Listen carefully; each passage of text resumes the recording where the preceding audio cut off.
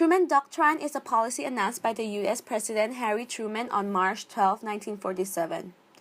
Truman stated that it would be, quote, the policy of the United States to support free people who are resisting attempted subjugation by armed minorities or by outside pressures.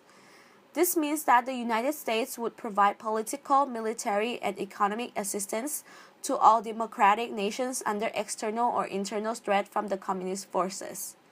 The immediate cause for this establishment was from Britain's announcement to no longer provide military and economic assistance to Greek government in the civil war against the country's Communist Party, because Britain also suffers a huge economic loss after the war. Truman fears that with communist victory in Greece, the Soviets would ultimately dominate Greek policy. He also announced military and economic assistance for Turkey, which too was previously aided by Britain. Truman believes that if Greece falls into the communist realm, then Turkey would too, which would threaten the political stability in Middle East. This leads to the idea of domino theory, which will later on inspire America's actions in Korea and Vietnam. To convince the Congress the essential of this policy, Truman defined Cold War as a conflict between good and bad, capitalism and communism.